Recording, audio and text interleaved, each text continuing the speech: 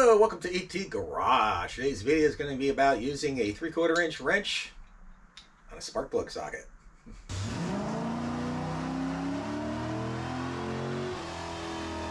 Like I was saying, today's video is going to be why you might need to use an open-end, combination open-end box wrench on a spark plug socket. In this particular case, this will apply to my C4 Corvette with headers, and that's the reason you need to use this type of wrench on a spark plug socket. And if you ever wonder why they have a nut shape on the end of these spark plug sockets, so you can stick a box wrench on it or an open-end wrench. And like I was saying, this is specific for the 90 C4 Corvette. Anyone out there who has other vehicles that have to do use similar methods, please just list it down in the comment section for other people so they can learn. This is specific with the factory headers or the factory exhaust manifolds, whichever you want to refer to them as.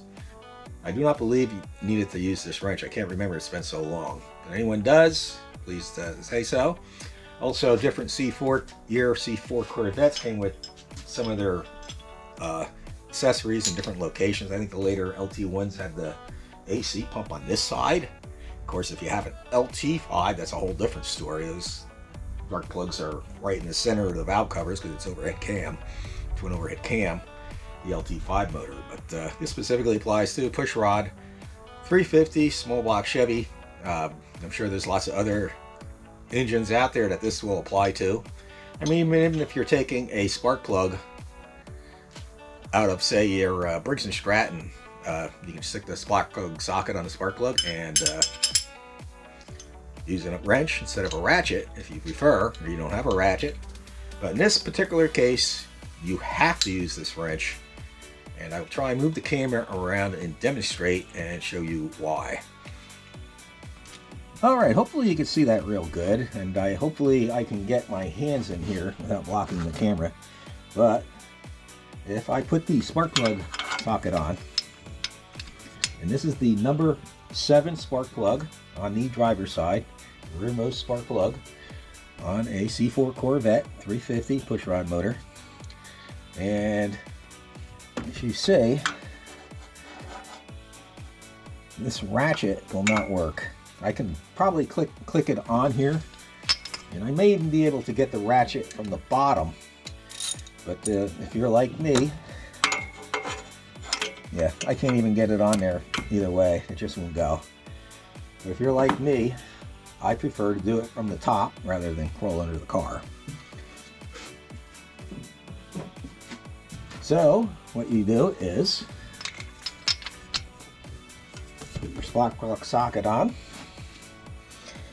and you take your box wrench like so, and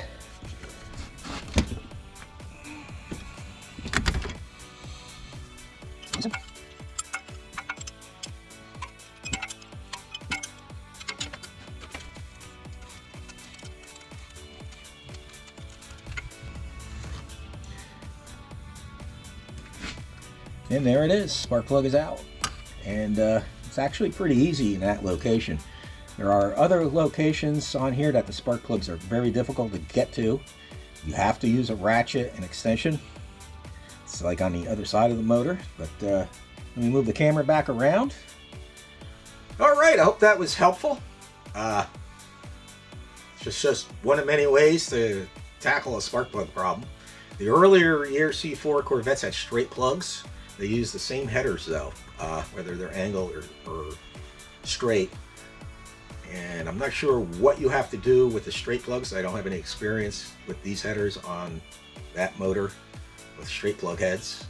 90 Corvette, I think it was, I don't know, 88 and up or something like that, or 89 and up. They went to the angle plugs, 113, what's referred to as the 113 castings. I think I've done videos. If I can remember, I'll leave a link to the video on it.